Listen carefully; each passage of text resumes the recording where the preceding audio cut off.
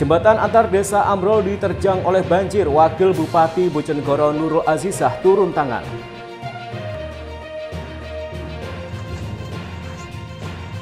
Ular piton berukuran 4 meter bersarang di celah rumah warga di Tuban. Assalamualaikum warahmatullahi wabarakatuh, pemirsa JTV Bojonegoro. Senang sekali saya Semi Ramadan kembali hadir mencoba ada di program Sketsa Bengawan untuk edisi hari ini. Selain dua informasi utama tadi, kami juga masih memiliki informasi penting dan juga berita menarik lainnya dari Bojonegoro dan sekitarnya. Pemirsa, mari kita ikuti Sketsa Bengawan selengkapnya.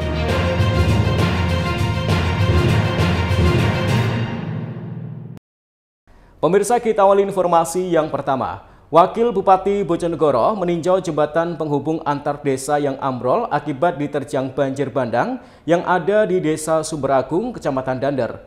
Dalam kunjungannya, Wakil Bupati meminta agar Dinas PU Bina Marga untuk segera membuat jembatan darurat sementara dan segera mungkin untuk melakukan perbaikan. Beginilah kondisi jembatan antar desa penghubung Desa Sendangrejo dengan Desa Sumberagung, Kecamatan Dander, Kabupaten Bojonegoro yang mengalami ambruk akibat diterjang banjir bandang. Jembatan sepanjang 8 meter dan memiliki lebar 3,5 meter ini mengalami ambruk di bagian sayap sisi bangunannya dan porak-poranda akibat tidak mampu menahan terjangan air setelah wilayah sekitar dilanda hujan deras. Ambruknya jembatan yang menjadi akses utama bagi warga kedua desa ini membuat aktivitas masyarakat menjadi terganggu. Bahkan kendaraan roda 2 maupun roda 4 terpaksa tidak dapat melintas untuk sementara waktu. Muhajir, salah satu warga, mengatakan jembatan penghubung desanya mengalami ambruk sekitar pukul 11 malam. Saat itu banjir bandang melanda wilayahnya sejak pukul 4 sore. Pihaknya berharap pemerintah segera menindaklanjuti adanya jembatan penghubung desa yang ambrol dan segera mungkin untuk diperbaiki. Ambrolnya jembatan ini kapan ya? Tadi malam. Sekitar jam berapa, Pak? Sekitar kurang lebih jam 11. Oh, jam 11. Ini sebelumnya banjir atau bagaimana sampai ambrol seperti ini? Banjir, Pak. Banjir bandang yang dari aliran Ngunut Dander. Ini menghubungkan desa mana, Pak, yang jembatan ambrol? Untuk jalur ini? Iya. Desa Sumberagung. Koros desa, Pak. Sementara itu, menanggapi keluhan masyarakat, Wakil Bupati Bojonegoro Nurul Azizah langsung meninjau lokasi jembatan yang ambruk. Dari hasil peninjauan, pihaknya meminta agar untuk sementara waktu segera dibuatkan jembatan darurat supaya mempermudah aktivitas masyarakat. Selain itu, dirinya meminta Dinas PU Bina Marga yang turut serta meninjau lokasi agar segera memperbaiki jembatan yang rusak. Karena tadi malam hujan deras, ada bencana alam dan sesuai petunjuk Pak Bupati untuk segera ada solusi, dan alhamdulillah hari ini saya mengumpulkan UPD terkait agar ada tindak lanjut dalam segera sehingga pelayanan masyarakat ini tidak terhenti. Tadi ada sebuah kesepakatan yaitu mempergunakan lahan di samping jembatan yang ada sebagai jembatan darurat nanti yang akan dikerjakan oleh PU Bina Marga dengan mempergunakan plat yang ada di PU Bina Marga. Berarti langsung dibangun jembatan di lokasi ini? Jembatan darurat ya? Sehingga ini nanti di samping jembatan yang asli. Bu, kalau hasil asesmen ini kenapa, Bu, ya, kalau ambrolnya jembatannya? Kalau kita lihat dari arus air, ini perputaran air dari yang di sana di Bronjong, akhirnya di sini yang tidak kuat. Karena tidak kuat, maka ketahanan dari jembatan tidak kuat sehingga ambrol. Ini kan di wilayah ini juga sering terjadi seperti banjir setiap tahunnya. Mungkin ada solusi tersendiri, Bu, untuk mengatasi banjir bandang. Sebenarnya kalau kita bisa mengevaluasi bahwa kenapa kejadian bencana alam bertambah, karena pada posisi run off dan run air ini terlalu terjun bebas karena tidak ada untuk penyerapan air yang berupa pohon-pohon besar yang saat ini pohonnya gundul. Ini mau tidak mau sebagai evaluasi bahwa kita harus menanam pohon dan jangan ada perusakan daripada masyarakat. Untuk sementara waktu, kendaraan roda 2 bisa melintas di jalur alternatif dan kendaraan roda 4 harus memutar arah. Edo Jodi Aldian, JTV Bojonegoro. Sementara itu, seekor ular piton berukuran besar bersarang di celah tembok pembatas rumah warga di Kabupaten Tuban. Hewan melata sepanjang 4 meter tersebut kerap meneror pemilik rumah. Petugas damkar harus membongkar tembok rumah agar ular tersebut bisa ditangkap. Puluhan warga di Jalan Panglima Sudirman, Kelurahan Karangsari, Kecamatan Tuban, Kabupaten Tuban pada Senin dini hari digemparkan dengan penemuan sarang ular di celah tembok rumah warga. Ular piton dengan panjang 4 meter tersebut bersarang di celah rumah dan sering muncul di hadapan warga. Karena khawatir dapat membahayakan anak-anak, warga dan pemilik rumah Muslikah sepakat untuk menjebol tembok rumah. Dengan menggunakan palu, 2 warga dibantu petugas pemadam kebakaran mulai menggempur tembok rumah Muslikah. Berjalan selama 45 menit, akhirnya tembok berhasil dijebol dan petugas segera menangkap ular tersebut. Seluruh warga akhirnya lega setelah ular berhasil ditangkap. Kepala Satpol PP dan Damkar Tuban, Gunadi mengatakan, ular jenis piton tersebut masuk ke celah tembok pembatas rumah melalui atap rumah. Ular tersebut kerap meneror pemilik rumah dan warga, sehingga petugas damkar langsung ke lokasi kejadian untuk melakukan evakuasi. Di seputaran itu kan memang banyak anak kecil ya, dan ular itu masuk ke lorong atau lorong antara tembok dan gebyok itu masuknya dari atas, dari talang. Itu kan perbatasan rumah ya, satunya tembok, satunya gebyok. Nah, kita mau bongkar gebyoknya juga sulit, kemudian yang sudah merupuli itu adalah temboknya dan pemiliknya itu malah berkenan untuk dijebol daripada ditinggal. Akhirnya malah pemiliknya sendiri yang jebol. Karena itu pun malam hari, hampir subuh kan itu. Sehingga daripada selama ini memberikan rasa tidak nyaman, ada rasa ketakutan, apalagi mungkin kemungkinan itu bisa mengganggu anak-anak yang sedang bermain, sehingga warga di sana bersepakat untuk tetap jebol tembok dan dilakukan evakuasi. Proses evakuasi berlangsung hingga subuh. Petugas selanjutnya membawa ular tersebut ke kantor damkar untuk disimpan di dalam kandang. Siki Muhammad, Husni Mubarak, CTV, Tuban. Pemirsa, akses jalan nasional penghubung Kabupaten Ngawi dengan Caruban Kabupaten Madiun terendam banjir sepanjang 1 km. Arus kendaraan yang melintas terpaksa buka tutup akibat banjir tersebut. Hujan deras yang terjadi sejak siang hingga malam hari di wilayah Ngawi dan sekitarnya membuat akses jalan nasional penghubung Kabupaten Ngawi dengan Caruban Kabupaten Madiun terendam banjir. Banjir sepanjang 1 km dengan ketinggian 20 cm di desa Kecamatan Padas Ngawi ini membuat arus kendaraan menjadi terganggu. Kendaraan yang melintas dari arah timur atau arah barat terpaksa buka tutup secara bergantian. Petugas Polsek Padas bersama petugas Koramil setempat berusaha mengatur lalu lintas agar tidak terjadi kemacetan. Anggota Polsek Padas, Aibda Yoga, menjelaskan banjir terjadi akibat dampak hujan deras dan tidak mampunya saluran sungai yang ada di tepi jalan hingga meluap. Biasanya luapan hanya berlangsung selama 2-3 jam dan kemudian langsung surut. Namun banjir kali ini cukup lama hingga sampai 8 jam lebih karena di wilayah sekitarnya juga terjadi hujan deras. Banjir sekitar jam 4 sore, Pak. Berapa jam ini? Sekarang pukul setengah 11, sekitar 8 jam. 8 jam? Ya. Biasanya nih gampang surut atau gimana, Dan? Biasanya 2 jam, 3 jam sudah surut. Hari ini mungkin hujannya lebat, jadinya agak lama. Dan ini terganggu, Dan, ya? Arus kendaraan ya? Ya, arus kendaraan sementara buka tutup 1 jalur. Jalur ya?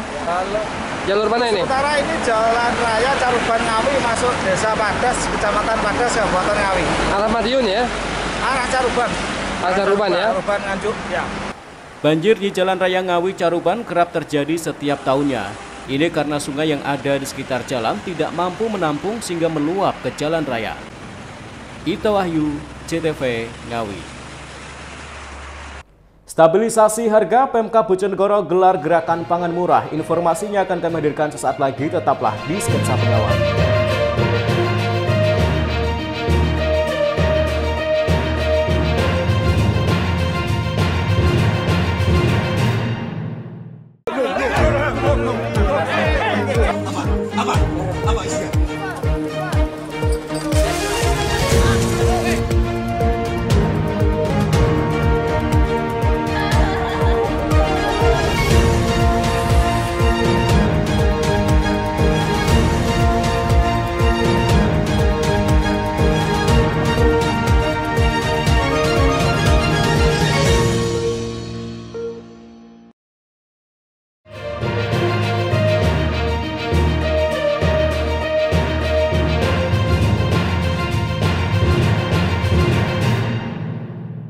Pemirsa, terima kasih Anda masih di Sketsa Bengawan.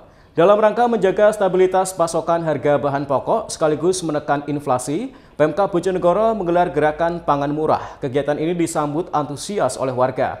Pasalnya, di tengah melambungnya harga bahan pokok menjelang Ramadan, gerakan pangan murah bisa membantu menghemat belanja pengeluaran. Pemerintah Kabupaten Bojonegoro melalui Dinas Ketahanan Pangan dan Pertanian setempat menggelar gerakan pangan murah bertempat di halaman Bakorwil Bojonegoro pada Selasa pagi.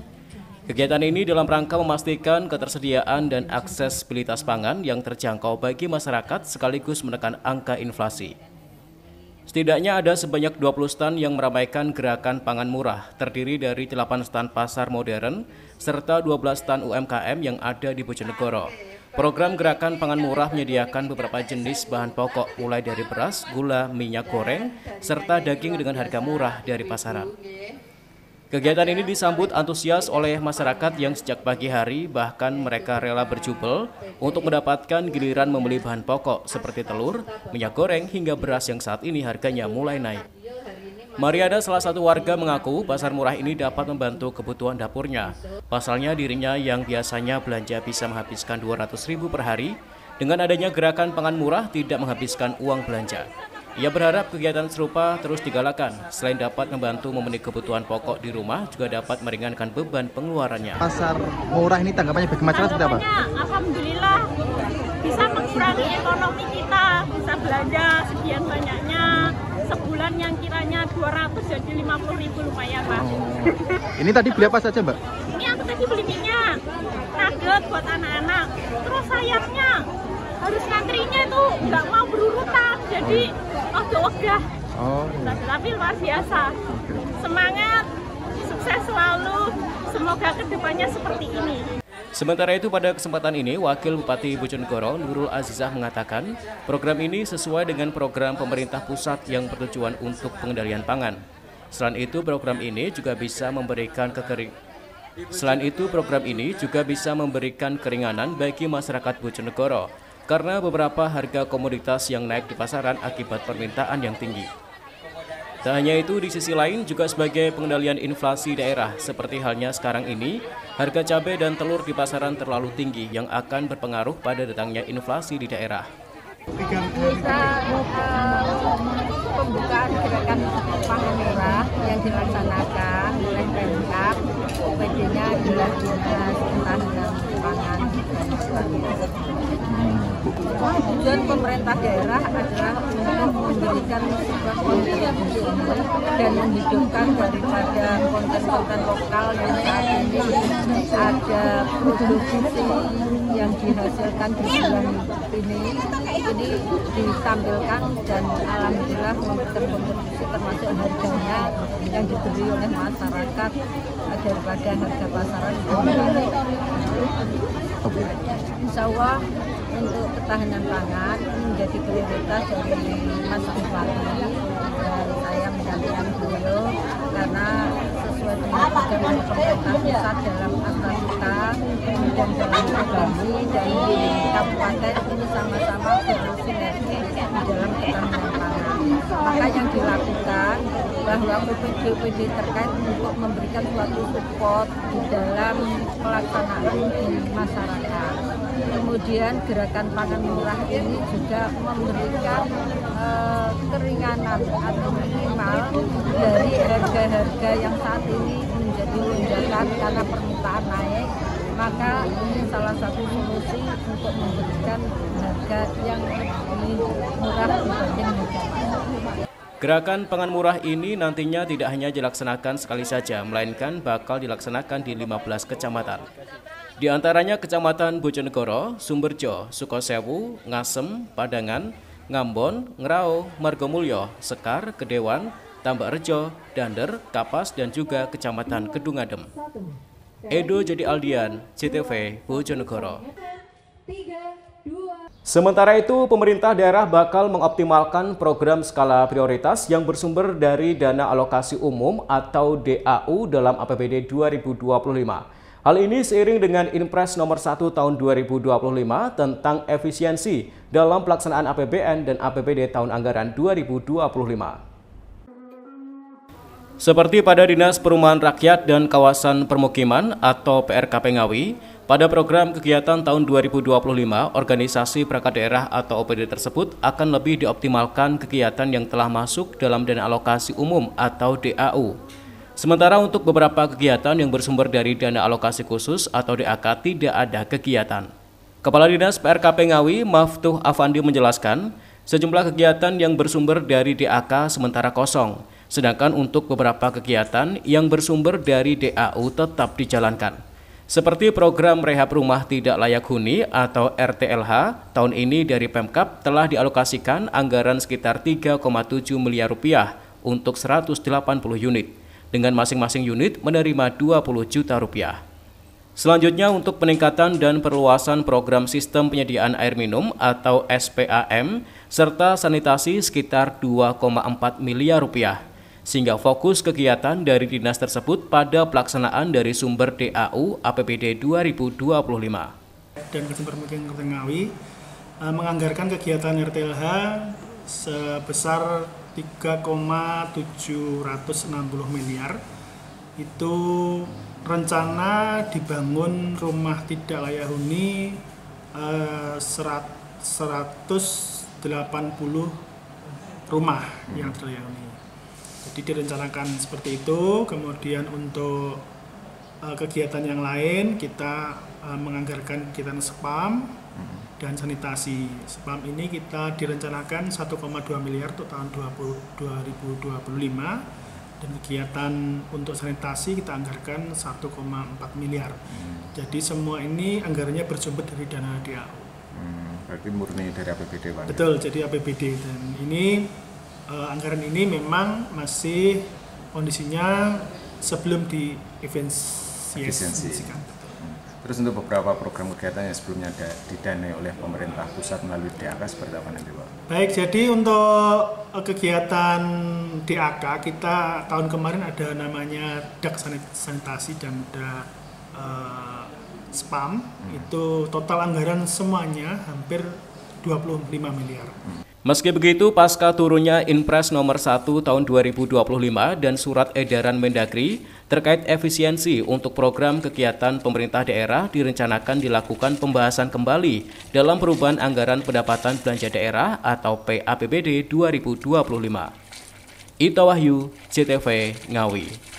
Pemirsa, mendekati datangnya bulan suci Ramadan, harga bumbu dapur di sejumlah pasar tradisional di Kabupaten Tuban melambung tinggi. Kenaikan cukup signifikan terjadi pada cabai rawit yang menembus harga Rp80.000 per kilogram. Kondisi ini membuat lapak pedagang sepi. Sepekan menjelang bulan suci Ramadan, harga bumbu dapur di Kabupaten Tuban terus melambung tinggi. Kondisi tersebut salah satunya seperti yang terpantau di Pasar Baru Jalan Gajah Mada, Kabupaten Tuban pada Senin pagi. Lonjakan harga cukup signifikan terjadi pada komoditas cabai dan rempah-rempah. Cabai rawit merah bahkan kini telah menyentuh harga Rp80.000. Padahal 3 hari yang lalu para pedagang menjualnya hanya Rp60.000 per kilogram. Sedangkan cabai rawit hijau sempat turun Rp30.000 per kilogram, naik kembali menjadi Rp50.000 per kilogram. Sementara harga cabai keriting dari Rp30.000 kini naik menjadi Rp40.000 per kilogram. Kondisi ini membuat hasil jualan pedagang di pasar sepi pembeli. Beberapa pembeli juga mengurangi jumlah pembelian guna mengurangi pengeluaran. Cabai sama tomat. Bu, menjelang hari puasa ini harga cabai naik semuanya. Ini baru tahu berarti, Bu, ya? Ya, baru kemarin. Berapa, Bu, naiknya tadi harganya? Naiknya cabai. Ya, berapa itu? 1 kilo. Ya 60, terus sekarang 80. 80. Ini udah biasa, Bu, ya kalau menjelang puasa? Ya, pasti naik. Semuanya naik. Ini rencana untuk apa, Bu? Masak sendiri atau? Masak, ya juga pesanan. Pesanan juga ini. Bu, kalau pas naik ini untuk pakai cabai dikurangi atau sama aja di rumah? Sama ya, cuma pengeluaran nambah. Kan nggak mau nggak kerasa ya, Bu, ya?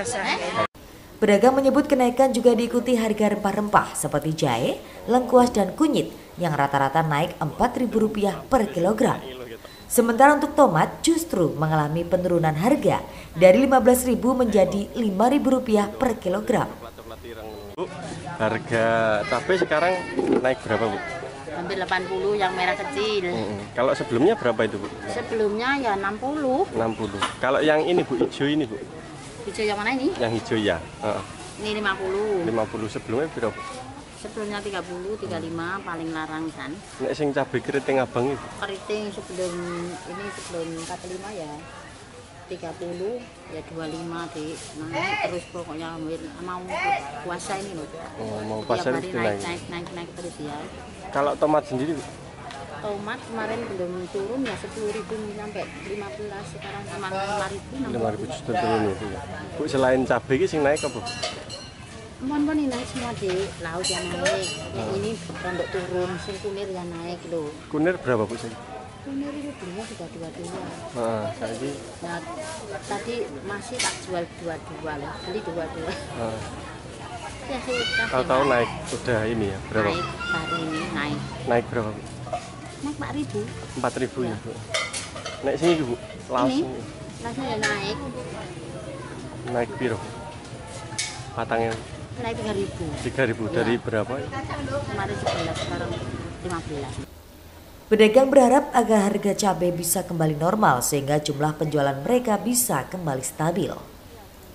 Siki Muhammad, Husni Mubarok, JTV, Tuban. Sambut Ramadan, ratusan siswa berebut Gunungan Apem. Informasinya akan kami hadirkan saat lagi, tetaplah di Sketsa Bengawan.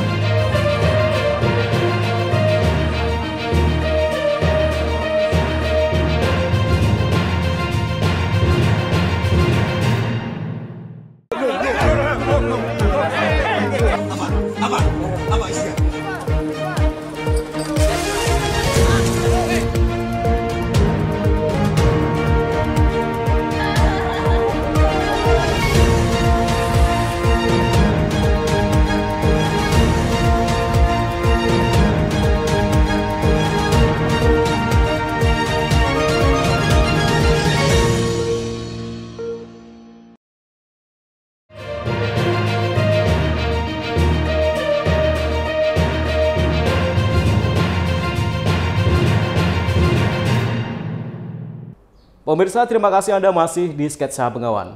Menyambut bulan suci Ramadan, ribuan siswa di Sekolah Menengah Pertama di Kabupaten Jombang menggelar grebek tumpeng. Mereka menyusun tumpeng apem menyerupai gunungan yang diarak keliling kampung. Saat di lokasi, gunungan apem tersebut langsung diperebutkan sebagai bentuk kegembiraan menyambut bulan suci Ramadan. Beginilah keseruan saat ratusan siswa dan guru SMP Negeri 4 Jombang berebut gunungan apem. Mereka rela merangsek ke tumpeng raksasa untuk bisa mendapatkan kue apem yang disusun menyerupai gunungan tumpeng raksasa pada Selasa pagi. Kegiatan ini digelar dalam rangka menyambut bulan suci Ramadan 1447 Hijriah yang penuh rahmat dan barokah. Sebelumnya, gunungan apem setinggi 2 meter ini diarak keliling kampung. Tumpeng digotong sejumlah siswa dan dipamerkan kepada warga yang dilintasi.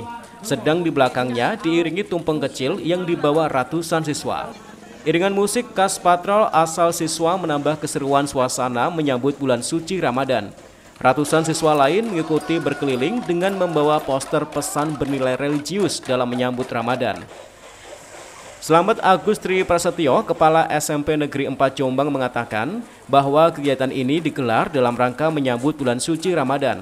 Anak-anak dihadirkan untuk bisa merasakan dan menanamkan jiwa religius sebelum memasuki bulan suci Ramadan. Ini adalah kegiatan rutin SMP Negeri 4 Jombang yang kita sebut dengan grebek apem.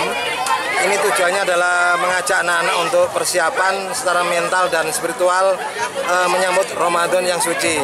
Jadi bagaimana menumbuhkan anak-anak ini untuk mencintai bulan suci Ramadan dan mereka persiapan untuk puasa. Harapannya adalah nilai spiritual pada anak-anak itu akan semakin masuk ke dalam jiwanya mereka. Selain dibuat rebutan, apem yang disiapkan guru dan siswa ini juga akan dimakan secara bersama-sama. Mereka bisa menikmati makan apem yang memiliki makna saling memaafkan menjelang bulan Ramadan. Simbol apem ini sebagai simbol tradisi orang Jawa menyambut bulan suci dengan penuh rasa kebesaran hati dan saling memaafkan. Saiful Mu'alimin, JTV, Jombang. Sementara itu, seorang ibu rumah tangga di Kabupaten Jombang sukses mengembangkan usaha camilan berbahan kulit ikan patin. Dengan ketekunannya, perempuan ini memproduksi kulit patin menjadi keripik gurih nan renyah. Berikut liputannya untuk Anda. Devi Susanti, ibu rumah tangga asal Dusun Kalianyar, Desa Jogoroto, Kecamatan Jogoroto, Kabupaten Jombang, sukses mengembangkan usaha camilan berbahan kulit ikan patin. Usaha yang dirintis sejak 5 tahun silam ini kini terus berkembang dan memiliki banyak pelanggan. Ibu berusia 41 tahun ini mengaku setiap harinya menyiapkan kulit patin untuk dimasak menjadi camilan keripik. Caranya, kulit patin yang sudah didapatkan dari pengepul ini langsung dibersihkan dengan air mengalir. Sebelumnya, sisa-sisa daging ikan dibersihkan agar hasil dari kulit patin ini bisa maksimal. Sambil direndam dengan air garam kasar dan jeruk nipis untuk menghilangkan sisa amis, perempuan ini menyiapkan aneka bumbu rempah, mulai dari jahe, daun jeruk, ketumbar hingga bawang putih. Seluruh bumbu ini diblender menjadi satu sebelum dicampur dengan tepung. Saat bahan sudah jadi, kulit patin dicelupkan agar bumbunya menyatu dalam kulit patin sebelum dimasukkan ke penggorengan.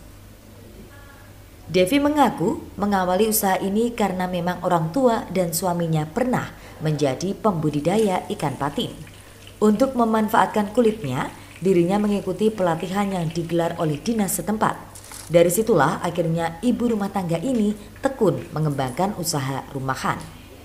Kalau untuk pemasaran, alhamdulillah sudah agak luas ya. Kalau untuk mendekati lebaran biasanya bisa naik sampai 3-4 kali lipat dari hari-hari biasa. Kalau hari-hari biasa dipasarkan di mana? Kalau hari-hari biasa itu saya taruh di toko-toko, bayar-bayar di dinas, pesanan. Harga?